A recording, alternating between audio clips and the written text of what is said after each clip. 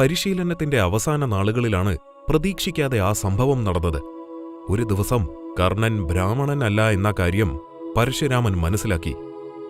പരശുരാമൻ ആ ദേഷ്യം സഹിക്കാൻ കഴിഞ്ഞില്ല. ആദ്യമായാണ് അയാൾക്കിത്തരമൊരു അനുഭവമുണ്ടായത്. കർണ, ആദ്യമായാണ് എന്നെ ഒരാൾ ഇങ്ങനെ വഞ്ചിക്കുന്നത്. ദിവ്യമായ പല അടവുകളും നീ നീചമായാണ് എന്നിൽ നിന്ന് പഠിച്ചെടുത്തത്. നിന്നെ ഞാൻ ശപിക്കുകയാണ്. നിന്റെ ഏറ്റവും ആവശ്യമുള്ള സമയത്ത് ഞാൻ പഠിപ്പിച്ച പരിശീലനം നീ മറക്കും. നിന്റെ ഏറ്റവും വലിയ യുദ്ധത്തിൽ നീ അയോഗ്യനായി മാറും. കർണൻ അത് സഹിക്കാൻ കഴിഞ്ഞില്ല.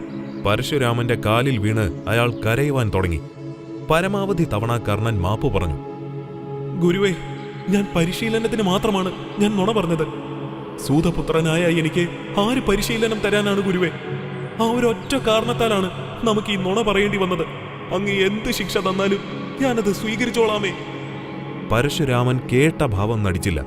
അയാൾ എഴുന്നേറ്റ് പോയി. എന്നാൽ കർണൻ ആ ഇരിപ്പ് അവിടെ തന്നെ ഇരുന്നു. രാത്രിയായപ്പോഴും ആ ഇരിപ്പ് പരശുരാമൻ കണ്ടു. അയാൾ കർണനെ പറ്റി ഒന്ന് ആലോചിച്ചു. താൻ പഠിപ്പിച്ചതിൽ ഏറ്റവും മികച്ച ശിഷ്യന്മാരിൽ ഒരാൾ തന്നെയാണ് കർണൻ.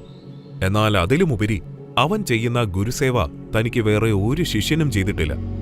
പിറ്റേ ദിവസമായി ചെറിയ ഒരു കുറ്റബോധത്തിന്റെ ചിന്ത പരശുരാമനിൽ ജനിച്ചു. എന്താ ചെയ്യേണ്ടതെന്നുള്ള ആശയക്കുഴപ്പം അയാളിൽ വന്നു. കർണ, എന്റെ ശാപം എനിക്ക് തിരിച്ചെടുക്കാൻ കഴിയില്ല. പക്ഷേ നീ ഭാവിയിൽ ഏറ്റവും വാഴ്ത്തപ്പെട്ട ഒരു യോദ്ധാവായി മാറും. ലോകം നിന്നെ വാഴ്ത്തും. നീ അവരുടെ മനസ്സിൽ ജീവിക്കും.